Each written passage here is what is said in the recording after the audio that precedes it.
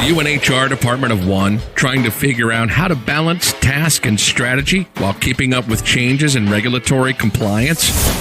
Do you need a fresh outlook on old topics? Then stop what you're doing, grab your coffee, and get ready to recharge. If you have people, you have problems to solve and things to do. Your host is Brenda Neckvattle, a 20-year human resource professional, ready to explore the HR industry with veterans of business and life with fresh eyes and new ideas. Learn about the rapidly evolving changes in employment law around the country, as well as new tactics to deploy and build engagement in your workforce. If you're looking to implement new practices to make your job easier in HR, then this podcast is for you.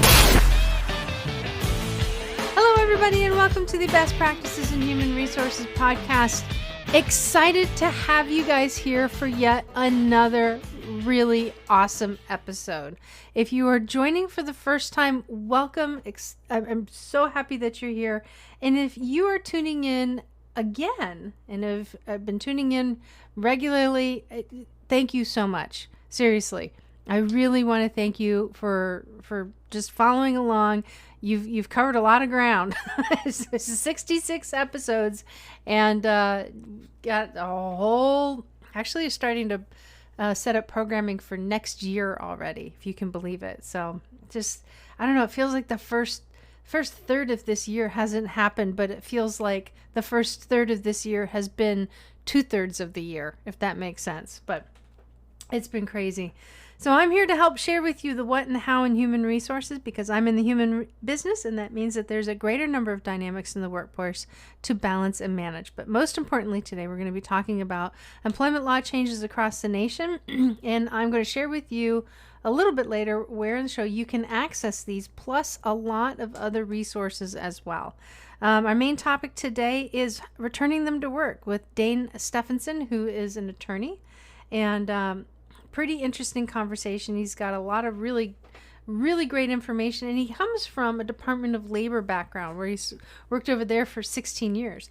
Initially, this episode, believe it or not, was going to be talking about how to survive a Department of Labor audit, but everything that we've been talking about with the coronavirus, we got into this conversation. I said, let's shift this up. Let's really focus in on what people are really needing to talk about today. So that's pretty awesome stuff.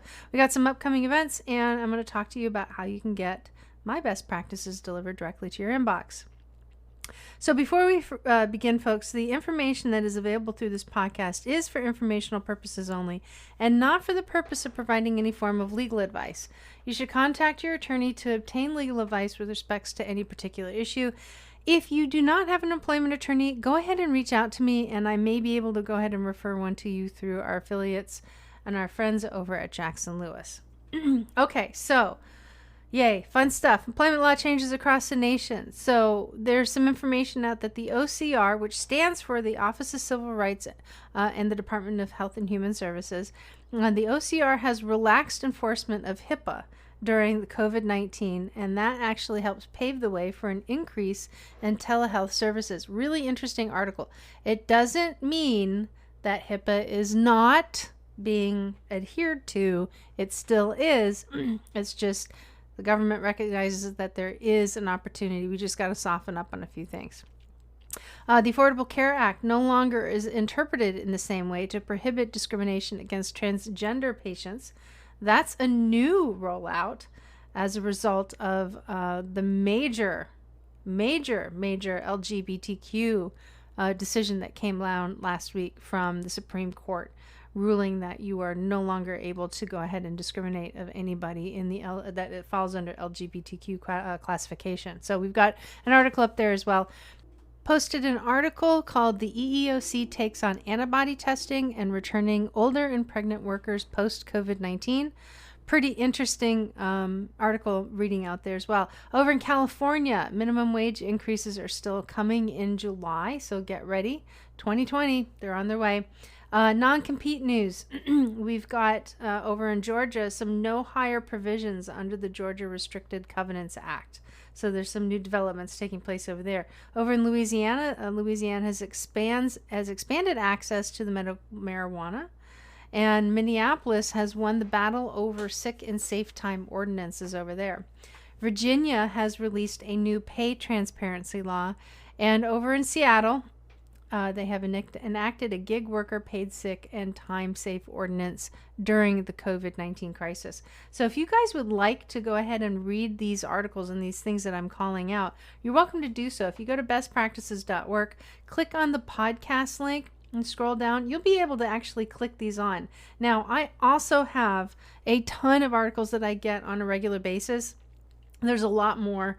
I actually load those up onto our member resource site, and I'm going to share with you where that is. It's an awesome site, very affordable. It's only $9 a month, and it's literally loaded with current relevant information for you guys. So hang on to the back third of this episode, and we're going to get that information over to you. So today we've got Dane Steffenson, who's joining us this week. And last week I shared, if you've been following along, I shared some information, and I wanted to repeat this. So he's an employment attorney and, like I said, former Department of Labor specialist. He sent me an update on where we stand with the COVID-19 related lawsuits that have been filed. And I wanted to just repeat this because this is going to help kind of set some context into place as we get into the subject matter that we're talking about in the next segment. So since March 17th, there have been 178 lawsuits filed against employers due to the alleged labor employment violations related to the coronavirus. Now, filings have increased rapidly over the past few months, and here is the breakdown. 8 complaints from March 17th through the 31st, 48 complaints in April, 99 complaints in May, and 23 complaints within the first 5 days of June. Florida is presently leading the way with 21 cases filed, New Jersey at 19, California 18, Texas at 14, New York and Pennsylvania 13, following close behind all of the other states. Now, the most common complaints have focused on retaliation, which is a total of 53, breach of contract, including wrongful termination, which is at 38, workplace safety is ringing in at 36, and wage and hour is at 30. In addition, there are 2 unfair labor practice charges that have been filed with the National Labor Relations Board. So, yeah, it's getting busy out there, and this is perfect timing for us to go ahead and start talking about that. So, hang in there. We're going to get that information to you real soon.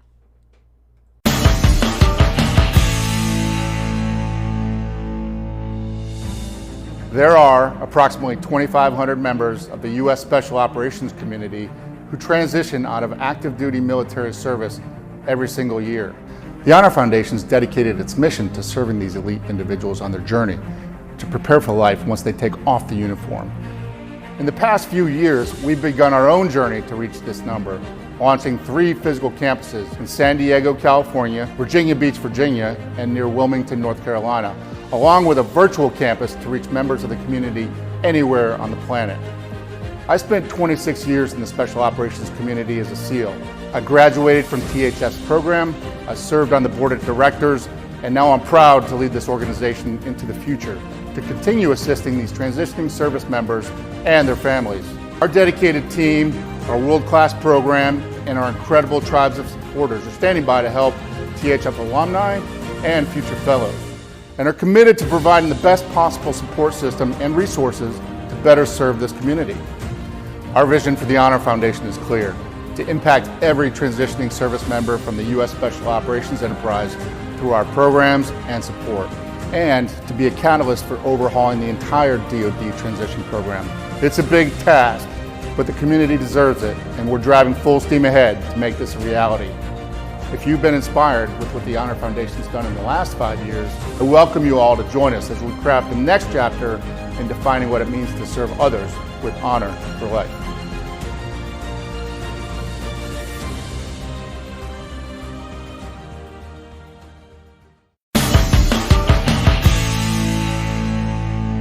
Today we've got Dane Steffenson on the line, and he is an attorney. He's an employment attorney who has been dealing with all of this right along with the rest of us. And he's decided to join us today because we've been wanting to get him on for a little bit, but what we started talking about was we've kind of been bouncing all over the place because as everybody's been experiencing, it's all changing. So today we decided to talk about returning them to work, returning everybody to work. So first off, welcome. Absolutely. Thank you for having me, Brenda. You're welcome. It's great to have you here. So do you want to share a little bit about who you are and your background and what it is that you do? Sure. I am currently at Littler Mendelson. It's the largest labor and employment firm in the world, but I only arrived there in January. That was after 17 and a half years at the Department of Labor, prosecuting OSHA, wage and hour, ERISA, and other employment litigation matters for the various enforcement agencies within the Department of Labor. So I've gone from prosecuting the companies to representing them at this point. So at Littler, I still focus on OSHA issues as well as wage and hour, some ERISA, and whistleblower. But, having arrived there in late January, it was only 6-7 weeks before the pandemic hit. So particularly with my wage and hour and OSHA background, I was pulled on very early on to the Littler COVID-19 task force, which started out with 30 attorneys, cross-discipline areas to try and help employers through what was a disaster, just craziness at the beginning. Still feels like it, but we've moved from having to help employers with getting their employees out of the workplace to currently helping them how to get them back into the workplace. So it's been a very interesting few months for me in private practice. Yeah, it's calming down to a more normal level of crazy versus insanity. So it's scary. It's scary to think that this sort of feels normal, but you're right. Yeah, I mean, it's a better way of putting it is it's finally feeling like it's leveling off a little bit. I mean, the country's starting to open back up again, and, states are getting a better grip on what it is that they're going to be doing. Employers are not, for a while, everybody was in this reactionary, I don't want to say panic. That's not the right word, but it was this reactionary crisis mode, Now we're kind of in the process of turning things back around again, which is really great. And a lot of people are still very concerned with the fact that, could we have another flare up in the country? And, quite honestly, it's like, the more people are out and about, it's very possible that, our immune systems are capable of, developing the antibodies to be able to keep us safe. And let's hope that that's the case and we don't have to take a step back again like what we did before. One of the things that I saw a lot of, and yes, there are certain things in what it is that we do as HR pros where the government has kind of lessened or released, or they're not as tight, some of the regulations that we've seen before. Like one of them, for instance, was with the I-9 forms, is that since you can't produce a document face-to-face in order to complete an I-9 if you're onboarding somebody remotely, that USCIS went ahead and gave permission to go ahead and actually do the verification piece, the ballot, reviewing of the documents, electronically, and being able to do it digitally in some format.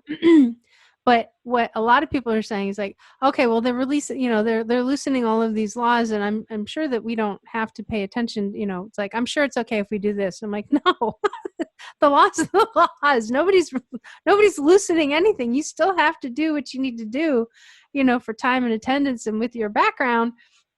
Just out of curiosity, coming from where you come from, and knowing how the department, how likely is it that the Department of Labor and a WHD would actually be able to go after companies who have really violated? And I'm sure it's high, but I'd love to hear it from somebody who's been in those walls for as long as you have. I'm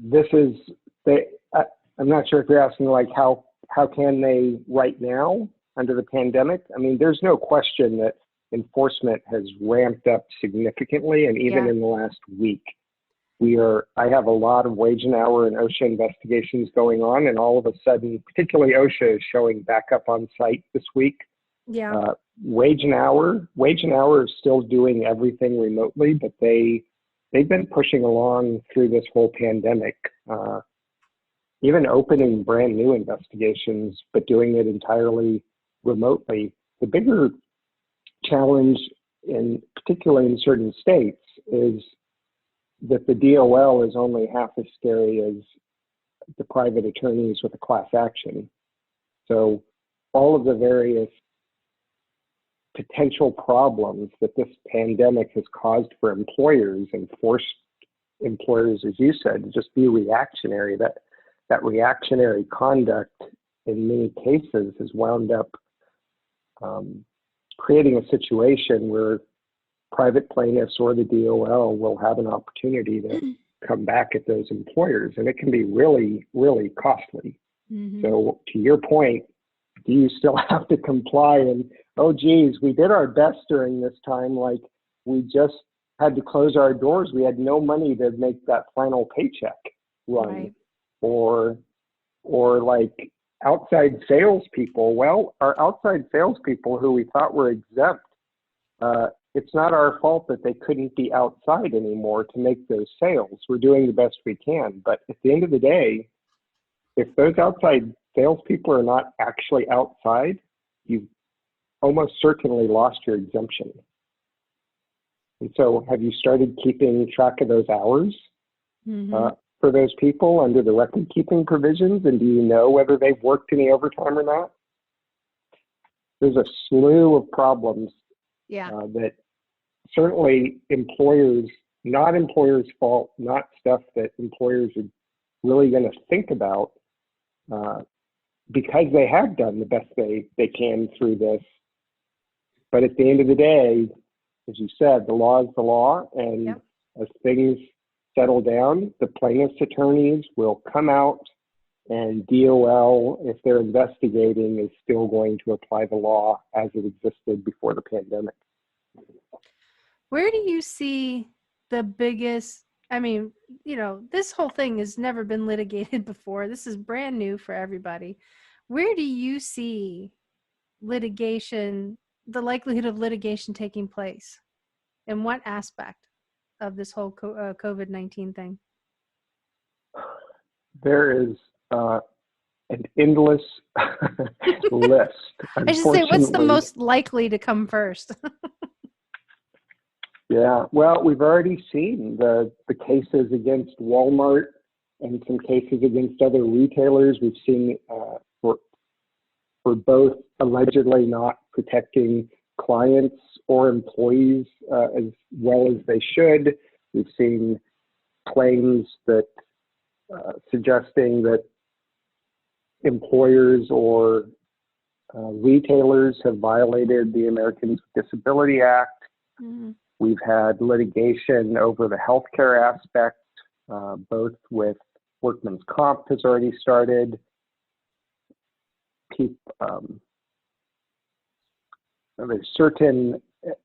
There's such a patchwork of laws that are being implemented and have been implemented in such a haphazard manner because it's all being done in such short order. But you get, I think there was 18 states that have passed some version of a presumption that if you can't figure out how your employee contracted the virus, then there should be a presumption that it's from the workplace. Not shockingly, California has that strongest law, but there's other variations of it, and that sort of permeates through the whole employment process, because if you have that presumption in workman's comp, then you've also got it potentially for OSHA, your OSHA reporting on your OSHA logs, and civil suits will latch onto that law in terms of the fact that if the employer or the retailer can't prove that somebody got it somewhere else, then and there's a known COVID positive person in your workplace, anyone who was exposed to that person can claim that there was a presumption that that's where they contracted it. So it's messy. It is very messy. And so is the process of bringing people back, as you and I were talking about. So what are you seeing as far as some of the challenges go from your vantage point, bringing employees back to work? What are some of the big obstacles that you've been, very diligent to help people kind of get through and overcome? So Littler Mendelsohn, the law firm, they did a survey that over 1,000 clients, the in-house lawyers at large companies responded to, and their responses were that about 78% were planning to reopen within 3 months, 35% are planning to reopen within 35 months. Mm-hmm.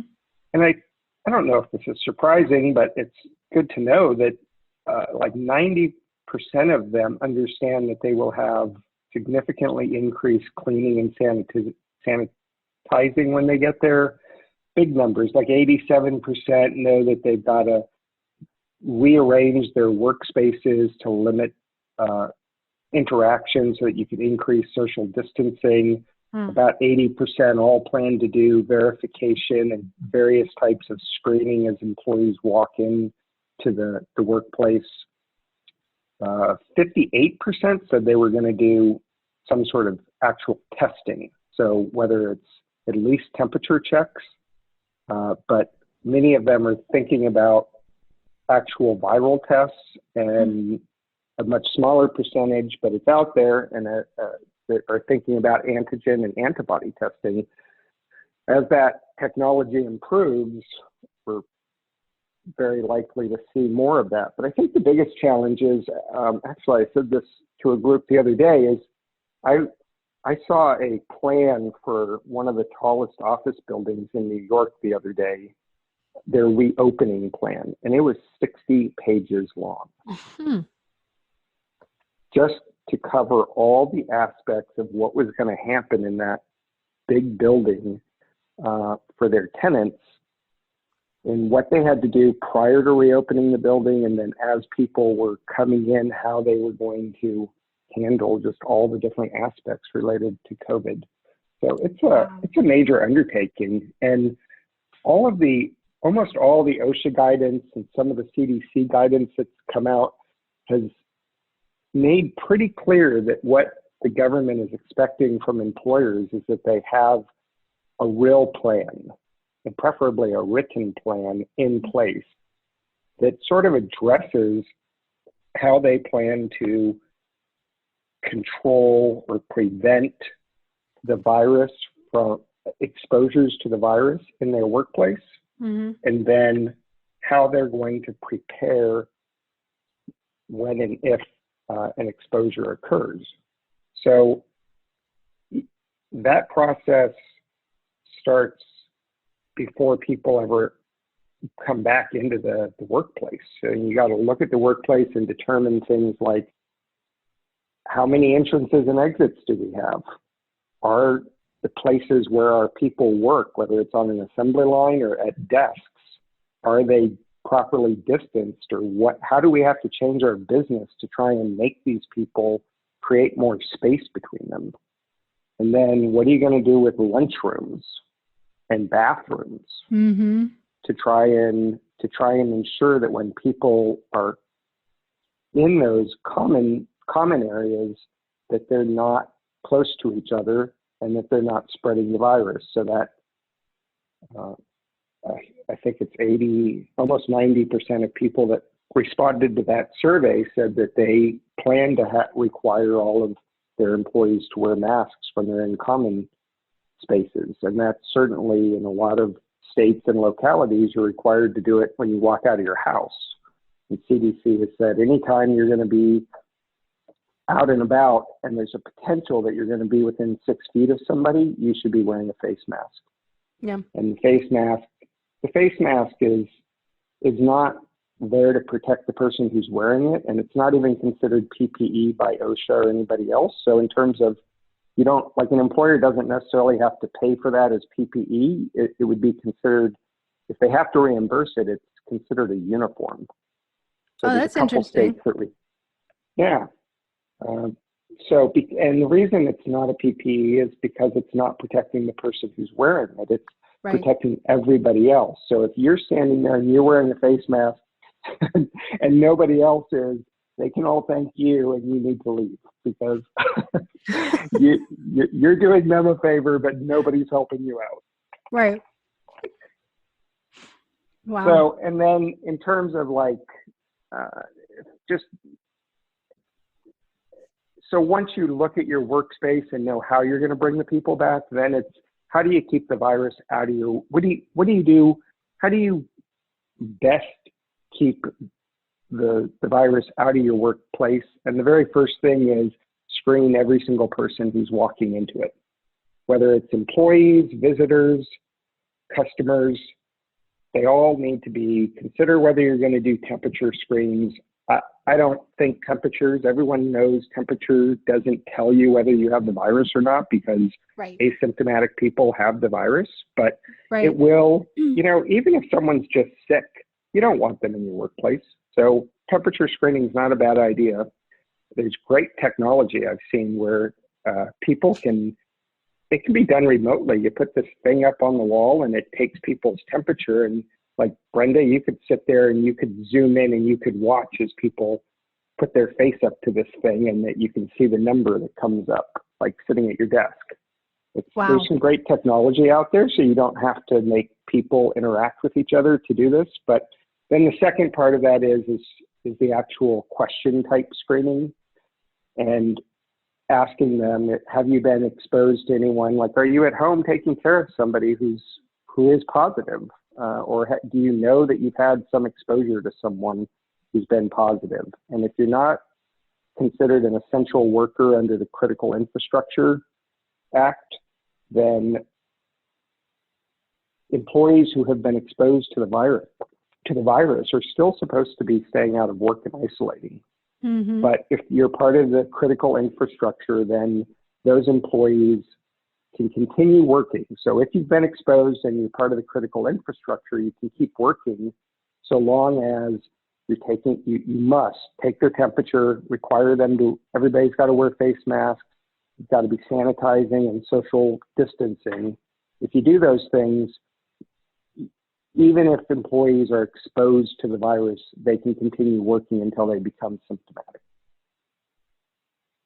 So, but in terms of these screening questions, you ask, have you tested positive? Have you had any flu-like symptoms?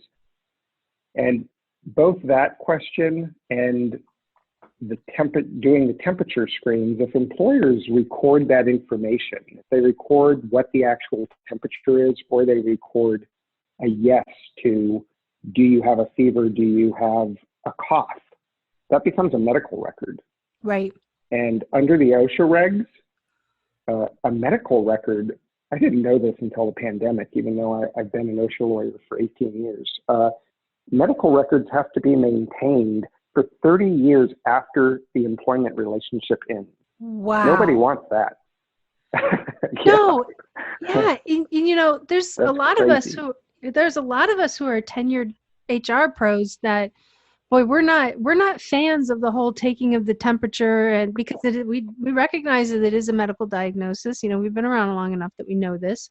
We know that the records need to be contained in a certain manner.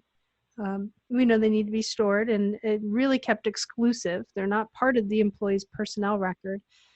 And then of course a lot of people start screaming that it's HIPAA, but HIPAA is a little bit different beast. You have to be a qualified business in order to maintain it. But I mean, really, you treat medical records, you treat that kind of information as it's strictly highly confidential, and you should be fine. But yeah, it's just, boy, some of us, I still haven't bought into the whole. I still am not comfortable with a business taking temperatures, and then what do they do with that information? It's not that I'm uncomfortable with them taking the temperature. It's just now you've got data that lines you up for a big fall. Yeah. Well, so my suggestion has been from the beginning, employers can do this without creating any problems for themselves. And the way they do it is take everybody's temperature, but don't record anything. And at the end of the day, have somebody, whoever's been present the whole day, the person taking the temperature, the person who's been standing at the door, whatever, have somebody certify that everybody who's entered this workplace has gone through this screening and only entered if they passed. That's it. Just create yourself a couple sentence thing that somebody signs at the end of every day, and that's the only record you need to maintain. And if somebody has a high temperature, for instance, and has to be turned away, you have that employee call HR, and they can start working out what needs to happen in terms of leave or getting them to a doctor. What would you, so what And would you, go ahead. Sorry. The same is true for those screening questions. If you just ask the simple question, do you have a heightened risk of exposing others to the virus? And then you list all the things that might create a heightened risk. So have you had a fever? Have you coughed? Do you have shortened breath? Have you traveled internationally? Have you been exposed to people? If any of these conditions, you meet any of these conditions, you must answer yes, that you pose a heightened risk. And they can even mark that on a sheet of paper and sign it, and it is not a medical record because you don't know which answer they were answering yes to. So it's only when employers create this document that says, do you have a cough, yes or no? The moment they say yes on that form, it's a medical record because you're identifying a condition that the employee has at that moment. So there's a way around it, and I highly suggest employers take it and avoid the medical record. So here's a question for you. So if you've got an employer, so let's say they take your workaround idea, right? And they look at their systems, and because of their setup, they don't really have either the confidence that that process will be consistently maintained, or quite frankly, they don't maintain it because of, a wide variety of reasons. What is a person's best action? What's a company's best action after that? It's just like anything employers do. If you don't uniformly enforce rules, you're going to open yourself up to liability. Liability. So whether regardless of whether this is a situation where you've created a rule as to when you'll discipline people, or you've created a rule as to how you're going to go about laying people off, and then you deviate from it, you're opening yourself up to liability. So if you create a rule on how you're going to keep your workplace safe, because that's what this is all about, how are you going to keep your workplace safe, and you deviate from those rules, you're opening yourself up to liability. Yeah, I was thinking more along the lines of, if they can't guarantee it, how much of a calculated risk are they taking by not actually doing the screening upon returning? Well, there's a lot of states and localities that mandate some level. So if you are an employer in one location, you just need to check what you're subject to. But if you're an employer who's in multiple jurisdictions trying to create a system that's a patchwork system of what you're going to do at different locations, I think is even worse for employers. Yeah. Create one system and uniformly put it across your business. I know. It's like you get an answer for one thing, but it generates another problem at the same time. Yeah, absolutely. And geez, today, so much worse. I know. That might be great for marketing, but it doesn't really run very well in HR. Well, it certainly is doing employers no favor. And most, even government entities, are acknowledging what a problem this is for employers. I mean, it's the speed at which the advice, it's not even the advice, the rules and the regulations are changing. I mean, I look like an idiot so many times. I tell a client, no, the rule says this, and I'm on the phone and I pull it up on the internet and I'm like, where is that? It's It was already there changed. 2 days ago, Yeah, I and know. they've taken it away. I have on certain things, I started taking screenshots of things when I give advice that this is what it's based on. And I swear there have been numerous instances where I've had to pull that up and say, look, it really said that on the day I gave you this advice. Oh my It's God. crazy how fast this is changing.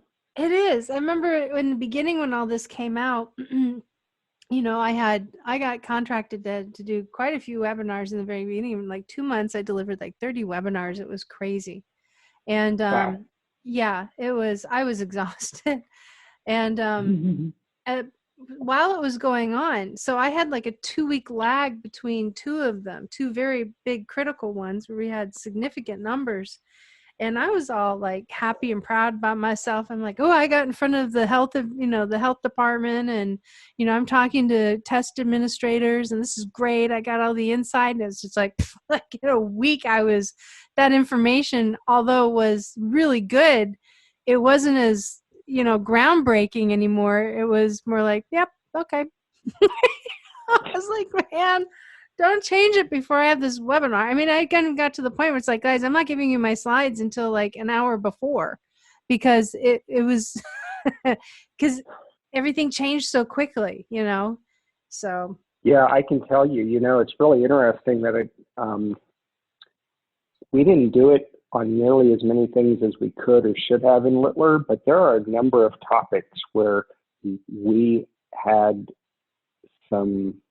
this like army of lawyers who don't really practice, but they are in the background just keeping the rest of us informed and up to date.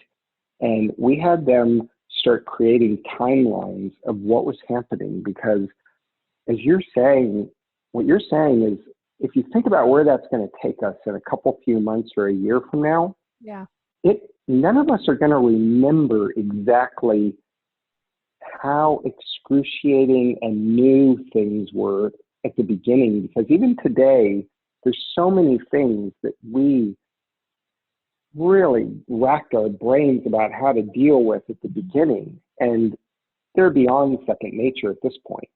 Like, we're like, are you kidding? Doesn't everybody know that? 2 months ago, nobody knew it.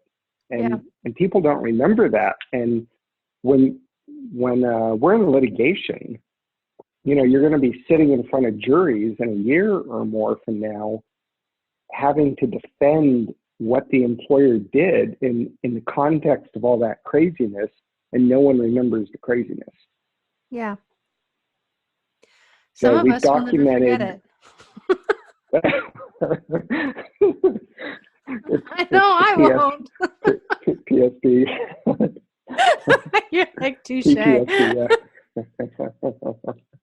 Some of us will never, ever forget it. Some people are going to have grandkids and they're like, why are you wearing a mask? And then some of them are going to be like, why aren't you wearing a mask? Oh my gosh. It is really yeah. crazy. It's absolutely. I mean, my nieces and nephews, I can't remember how this came about, but they were talking about how significant this was, and somebody mentioned 9/11, and and they just don't have a concept of that either. So, right, you're going to have, you will have new generations who don't understand what life was before this, and we've already got generations who don't understand what life was before that. Yeah, until you actually experience something for yourself, then you understand the gravity of potentially of something else. I know, with the restriction of not being able to go anywhere, I had a conversation with somebody. I said, can you imagine what this would have been like during World War II when you couldn't come out of your basement, because the streets weren't even safe. Buildings are on fire and things are collapsing, and I can't even imagine what that feels like. But I do know what it feels like to not have access like I'm used to, Right. So it's yes, I remember. I remember a webinar a month or so ago where I started it with. It was like 1 month after Italy had shut down, and I started it by saying, I remember just a month ago when the announcement that Italy was shutting down, and my thought was, well, thank goodness I'm in America because that'll never happen. Like, how does the whole country just shut down? Yeah, I know. It was like, here, hold my beer. Well, Let me show you. yeah. Here, this is how you do it. Yeah. So, And not just a country, the entire world. I mean, that was not expected 3 or 4 weeks before it happened. no. And, we were talking about litigation earlier on. Even with all of the resources that I tap into to stay up to date, I still haven't been able to. I haven't really seen anything on litigation. So it's kind of interesting that, from your viewpoint, because you are in the trenches when it comes to that, you're able to forecast what may or may not come down the pike in that regard. So it's really interesting to hear that perspective. We just haven't, that information hasn't leached out just yet, probably because some courts are still closed, and it's a matter of time. It's definitely coming. So what do you see happening next with all the influx of information that you have? What can you, if you were to look into a crystal ball, what do you see happening for us next? Yep. So I think the next new normal is that businesses will reopen, and I hope with the protests and such, we're not going to see huge infection rates. I don't understand medical side and viral stuff enough to know how it is all these people can be on top of each other with no masks, and we don't have an increase in infection rates. But so far, we really haven't seen much of a spike like that. So if that continues, employers, these numbers that came in from this survey, employers are definitely going to be putting these plans in place to where when employees and even customers are entering spaces that you're going to be wearing face masks, you're going to be asked screening questions, and you're probably going to have your temperature taken, at least until a vaccination is created. Mm-hmm. Because they said to really get that herd mentality to where the spread wouldn't be substantial because so many people have already had it, you have to reach like 60 or 70%. And I don't think there's any projection that's getting us there anytime quickly. So these measures are in place, but I do think that eventually as many people that are throwing as much money at a vaccine, and I know a lot of people are anti-vaccine, and so many people still won't take it. But if a vaccine comes out, we will see our world return to something that we considered normal a few months ago, something a little more like it was. But until then, this whole idea of the open space concepts, I mean, that's a disaster, because now what do you do with that? All these employers are going to have to redo all of that space. You can't have all this collaborative space. So we're just going to be interacting in an entirely new way. And I think one of the great things that comes out of this is that employers who were so resistant to telework have absolutely come around to understanding that telework is a viable option for their business. Mm-hmm. And you're going to see so many more people able to telework, whether they want to or whether they're forced to. So I think we're going to see less commercial space going forward. All of the commercial builders and brokers believe that there's going to be a continued reduction in the amount of commercial space needed as a result of this. And those are some big changes that you can see. In terms of litigation, a couple of weeks ago when I looked, I think there were about 50 COVID related cases that have been filed. And so there's certainly more at this point, but specifically in the wage and hour realm, we haven't started seeing a lot of this, but some of the big items to be looking for is, I've already mentioned, like the exemptions and the duties test for outside salespeople, but also like executives. If you furloughed the people that you were supervising, you don't have the exemption anymore. If you cut your hours back below 40 full-time, you have to supervise full-time employees, and if they work 35 hours, there's not an exception there for that. So there's going to be some, I think, a lot of exemption wage and hour litigation that comes out of this. The amount of off-the-clock work based on remote work is going to be probably crazy, because how do you control all these people who are not used to having their employees work remotely? All of a sudden you had all these people working at home, and I can tell you I've seen a lot of non-exempt people sending emails on the weekends and late at night, and all of those hours are compensable, and employers didn't have time to get the framework in place to control that nearly enough. And so there's an awful lot of off-the-clock work outside the normal hours that occurred with people working at home that employers have not paid for, and all of that is compensable time. Overtime, the way that they calculated overtime is going to probably be a big problem. So you saw a lot of people who were continuing to work, and employers, for instance, would provide incentive type bonuses, but they potentially did not include them correctly in the regular rate.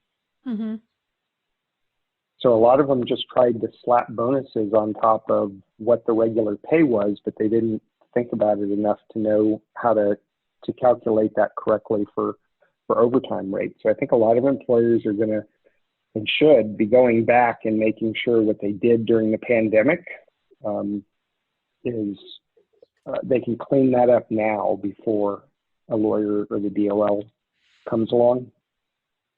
And even the return to work bonuses, which have already happened and I think might continue happening, particularly with workers who are on unemployment and making so much money off of that at the moment. And I mean, why are they going to come back to a 15 or 18 dollar an hour job when they're making 22 bucks or more on unemployment?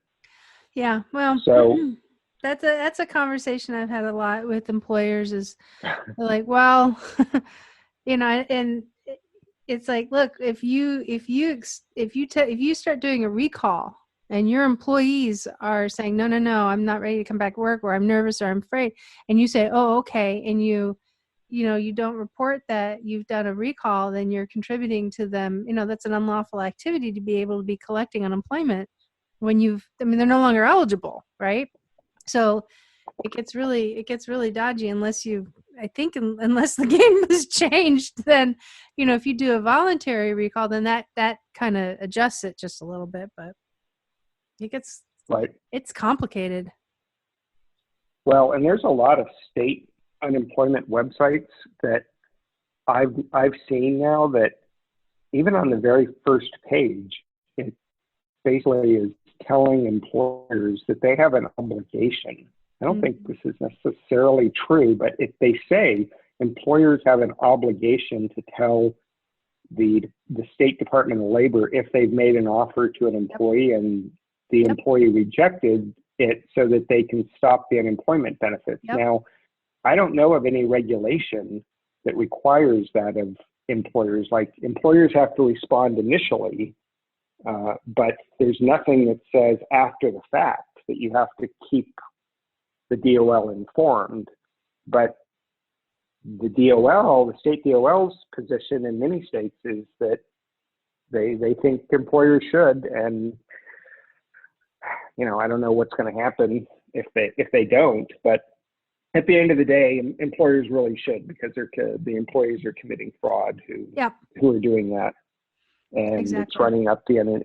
This is not going to affect that particular employees or employer's unemployment rate, because they've said unemployment during this period is not going to factor in.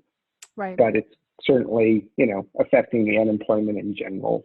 And so we've had this discussion with a lot of employers as to what do you do with all these employees who are refusing to return to work, or the ones who just say, I'm afraid to return to work. I don't think it's safe. So the discussion is employers need to ensure that they have put all the things at a minimum that we talked about earlier in place that ensures that they have a safe workplace, and then communicate that to the employees, right? That they have done everything that they could to create a safe workplace. And then if the employee continues to say they are afraid, the employer needs to engage with them to determine why they feel that they're afraid. And if it's just unjustified, the DOL within the FAQs that they issued specifically say, there's no question about it, that there is no right for an employee not to return to work out of fear. So they're not entitled to unemployment, and they're not entitled to have their job retained if that's their only reason. But the employers need to engage, because they might learn that the employee has an underlying medical condition or something else that's going to qualify as a disability, and you've got to go through the interactive process to determine whether you have an obligation to accommodate that person, and that's what that fear is from. So don't act rashly. Breathe. Yeah. Always a good idea. Yeah, right. In through the nose, out through the mouth. Well, it's been great having you on. Thank you for all of this really valuable insight, because it'll change next week. But It will. It's been great. I love it. So if people wanted to reach out and find you, what's that? People can just tune in. People can just keep tuning into you, and they'll get the update. Oh, thank you. That's very kind. So if people wanted to reach out to you, where can they find you at? Yeah, so you can just go to littler.com, which is littler.com, and if you just type in my first name, it's Dane, like the dog Great Dane. I will pop up. That's probably the easiest. And if there's something on the podcast that they can identify my name, my email is dsteffenson@littler.com, and phone number is 404-964-9733. But that website will give you, the other thing is the littler.com website is, we hands down have more coronavirus material than anybody, and it's all there publicly for free. We've got tons of webinars that you can click on and watch at no cost, but there's articles and materials. There's also an excellent resource is we have multiple charts that show like all the different orders throughout the states and the cities, where you can just click on a state and a city and find what back to work rules are applying and the return to work orders that are out there. Okay. We have one that deals with face masks. So like you can figure out in Texas and Dallas, do they require face masks or do they only recommend it, as opposed to LA? We track all those different things that are COVID related that employers are having to deal with. So we're like you, we are here to help. Well, thank you very much. I enjoyed it very much. It was fantastic having my first podcast with you. Oh, cool. That's great. Thanks.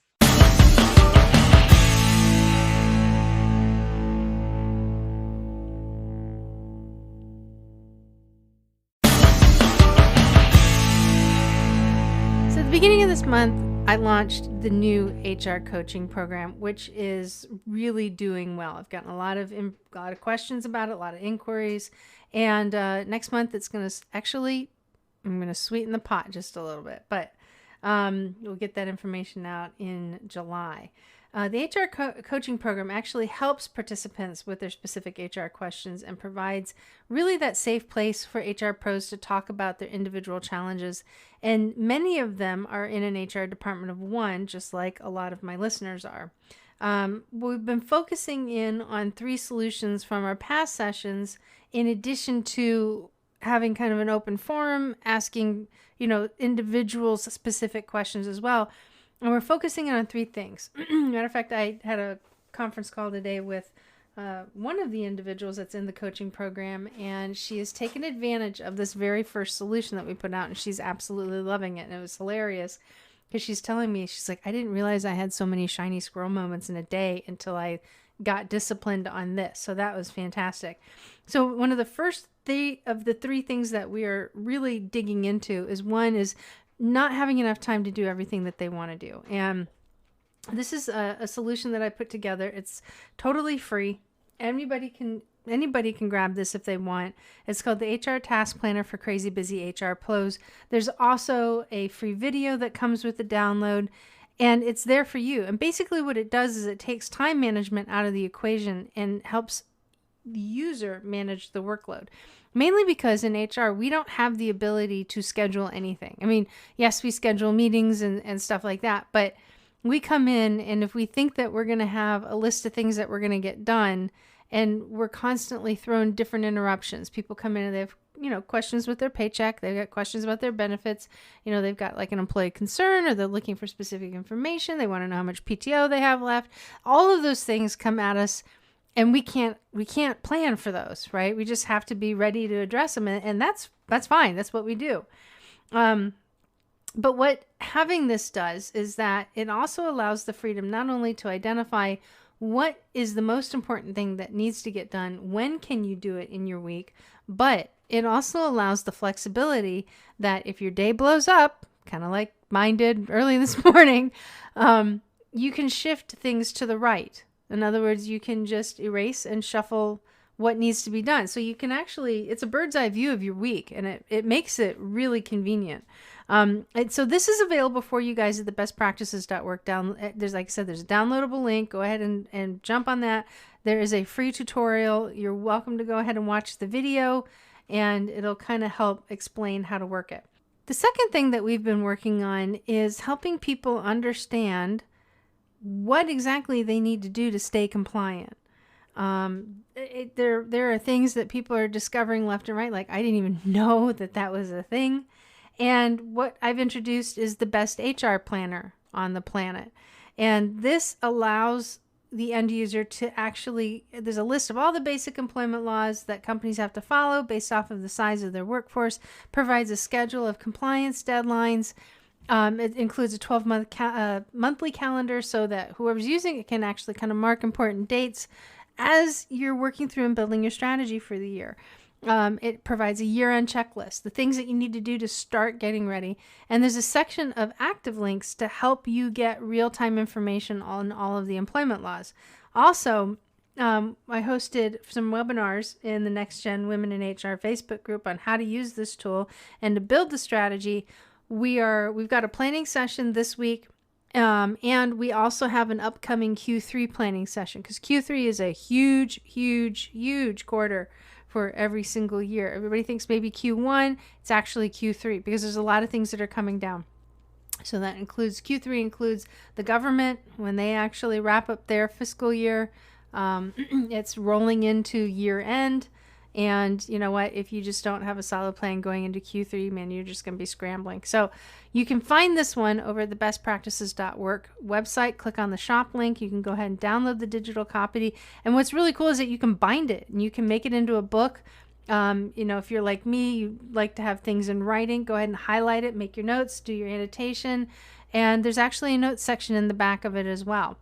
And then finally, over in the HR University, this is where we're actually hosting the HR coaching program. And part of the coaching program includes this monthly roundtable where, again, you can ask the questions, you can hear what other HR pros are talking about or trying to figure out and get support. It's not just coming from me, it's coming from other participants. So that's the beauty of this, is that we're all having a seat at the table and everybody is contributing. So not everybody walks the same path in HR. I've got a wide combination between aerospace, HCM, and retail. And even when I was with human capital management, I got exposed to major major industries. So, and a few minor ones, but that was really neat, is because I've got a chance to see a lot of things done a lot of different ways. And it allows, with other people's experiences, like I haven't done a lot of anything in food. That's not an area that I have experience in, but we have somebody in the group who has. And so that person, he tends to contribute quite a bit, which is really awesome. So there's also, as part of the HR coaching program in the HR University, there is a free course that you can take called Selling HR to Your Boss and How to Improve Your Yes Factor by 10x. So you are welcome to jump in and take advantage of all that. Email me your HR questions. I love HR questions. And you can submit your questions on the bestpractices.work website by clicking on the podcast link from the menu, and down towards the bottom of the podcast page is a submission form for you to go ahead and post your question, which may be read and answered on an upcoming episode. Now the last week I did a question based from an employee, and I got another one because I think it's good. I think those are good questions to see what people are looking for, what kind of questions your employees are asking. And, with the current state of the nation, this one is exceptionally apropos, and I want to make sure that we talk about this today. So the question reads, after being falsely reported to HR for making a racist comment, I have been handed a suspension and told that the investigation is underway. Meanwhile, I may not talk to any of my colleagues. What can I do? So this question doesn't surprise me, not because of, what happened. The question, what can I do? This person really probably has never gone through something like this before. They wouldn't necessarily say they've been suspended. They would probably put on what is more appropriate, considered an administrative leave. And in doing that, what the effort is to actually control the environment. So if something was said, the employer has the obligation to go in and investigate it. They have to, do Q&A with anybody who may be involved. And of course, we don't know the details of this. But here's what happens. Here's what is happening right now in the nation. And with everything that's going on, with the tensions of coronavirus, with the tensions of, what is happening with the more violent protests, the rioting, we've got shootings all over the country. I mean, Chicago, holy cow. 101 people over the weekend involved in, getting shot, dead. It's crazy, right? So there's we're we're not in a good spot. But as this individual who originally posted this on the board that I pulled it from, his comment is, after being falsely reported to HR for making racial comments. That's what the respondent that I'm about ready to read has focused in on, okay? And it's a trigger. It has triggered this individual. And the response is, being falsely reported to HR for making racist comments is a very strong accusation. So he's not, I'm going to put some clarification. Whoever posted the original question is conveying their side of the story.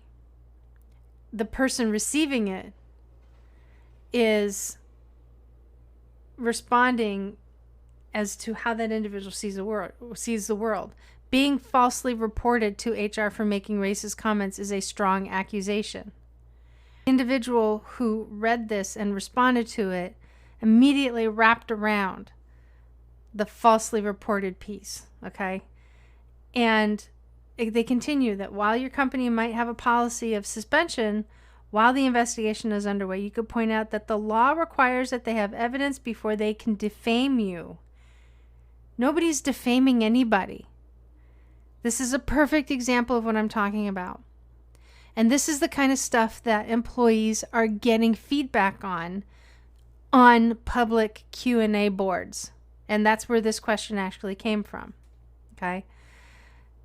First off, we're not talking about laws about being defamed. The employer hasn't confirmed anything at this point in time. Now, we don't know the details, right? So this person is posting this while they're currently out on administrative leave. Everything's under investigation. No accusations have been made directly to the employee by the employer. So there's a lot of sensitivity, okay? And it continues. And for that reason, You intend to press charges for defamation of character unless they remove the suspension pending them finding actual evidence. Well, there's no such thing as pressing charges for defamation. Again, it is sensitive. Now, if somebody was in fact accused of saying something racist, and they did in fact say something racist, and it was verified, and the only way that can happen at this point is through multiple witnesses, then you know what? The employer can do a couple things. Number one, they can coach and correct. Depending upon how egregious the situation is, they can consider separation. But they would consider separation for inappropriate behavior. That would probably be the best bet, inappropriate behavior. So it's very likely that something was taken out of context and now there's an investigation. It's very likely somebody has said something. We don't know. But I wanted to really bring out in this question what happens when employees put their questions out to the public, to individuals who don't know the circumstances, they don't know the situation, and what happens is that it feeds a narrative, and it feeds doubt and ambiguity and fear, and it ramps people up, right? It makes people upset and frustrated. If you've done something wrong and you don't know what to do, your best point of contact to ask that question, believe it or not, is the HR team. And HR really needs to take a strong stand on this, is that, listen, we're just here, all we're doing is taking you out of the day to figure out exactly what's going on. We don't know. Now, this individual obviously is going to be upset. Anybody would be upset if they were accused of doing something that they didn't do, or they didn't think that they did, or they did and didn't realize that it created problems, okay? That's a normal human response. You just got to work through that. But during the course of the investigation, at some point, you got to bring that employee back into the loop, and you have to ask that individual, okay, so help me understand what's going on.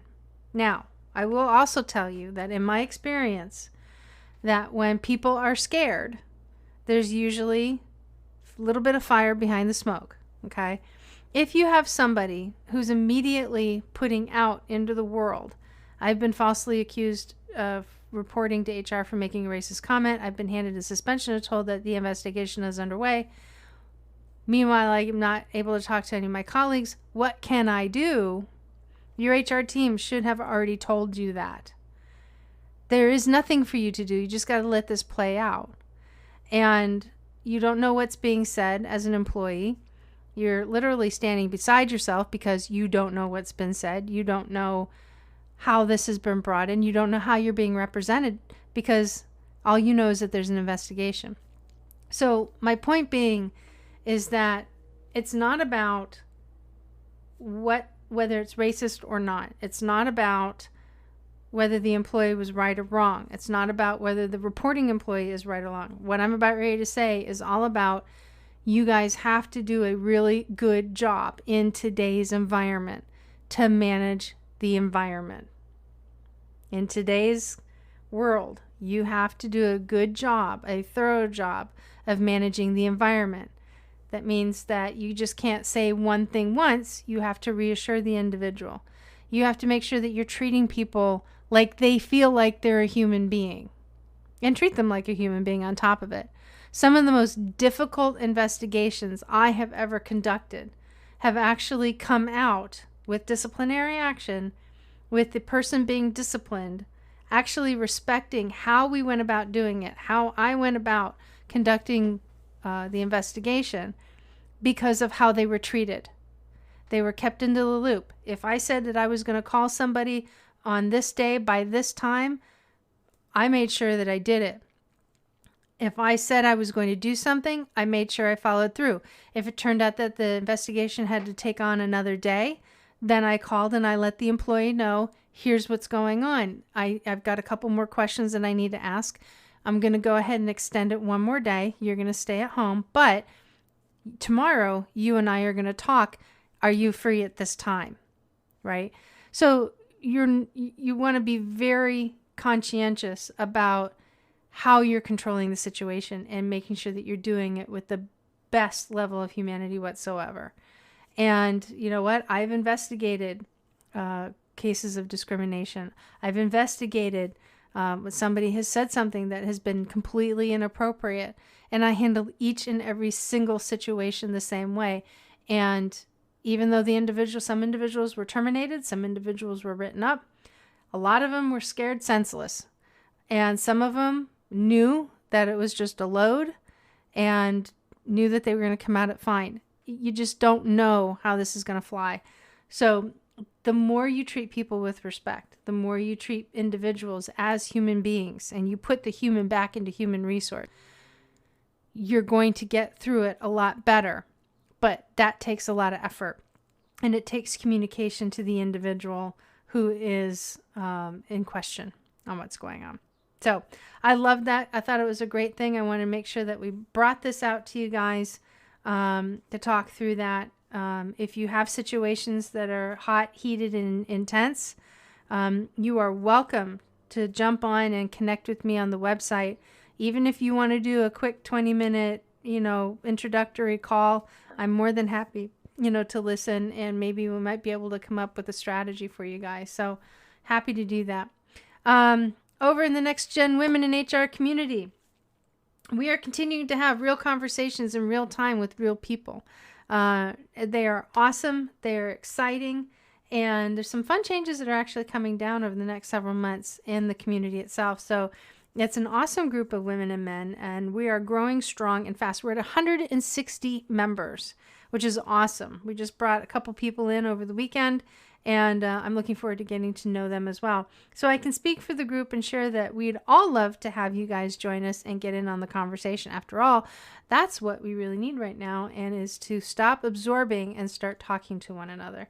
So the Next Gen Women in HR Facebook group is that awesome place to start. And in the Next Gen Women HR member resources site, and we've expanded it now, and it now includes part of that monthly coaching program. So the monthly coaching program includes the member resource site, and it includes the monthly HR roundtable. It's about a 90-minute session.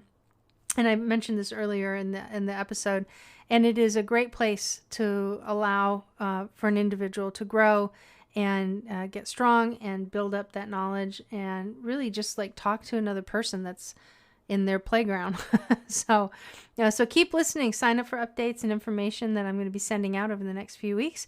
And if you'd like to connect with me, you can go ahead and find me on Instagram and Facebook at Best Practices in HR, where I give, kind of general updates. Over on Instagram, I do have another handle, and it is Brenda the HR Lady, where I share more about what I'm up to individually. And if you'd like to connect with me on a professional level, you can certainly find me over on LinkedIn, and it's at Brenda. My last name is spelled Neck, like the thing you want to choke. V as in Victor, ATAL. Over on YouTube, I've been gradually building a library of videos, and you can find me again using my name over there. But I also co-host another show that is called The Real HR Show with the evil HR lady herself, Suzanne Lucas. And unfortunately today, Mercury, who is spinning around the sun, decided to give us a little bit of a problem, and we had some technical difficulty. It's been like that all day long. So it's been driving me nuts. But lastly, you can jump on the website at bestpractices.work, where you can read up on the news updates that I called out earlier in today's episode. This is actually something new that I've decided to do and decided to add. So simply visit bestpractices.work, click on the podcast link, and then you can get this week's articles as well. Also, while you're there, click connect at the top of the page and get my best practices delivered directly to your inbox. So folks, thank you again for joining me. I am really excited about what's coming down the pike in July. We've got incredible guests coming up. Tom Shea, U.S. Navy SEAL Tom Shea, is joining us. He's got a new book release. Absolutely epic book. Loved it. Don't miss that. And some other really great topics. So I will look forward to talking to you guys next week. Have a good one.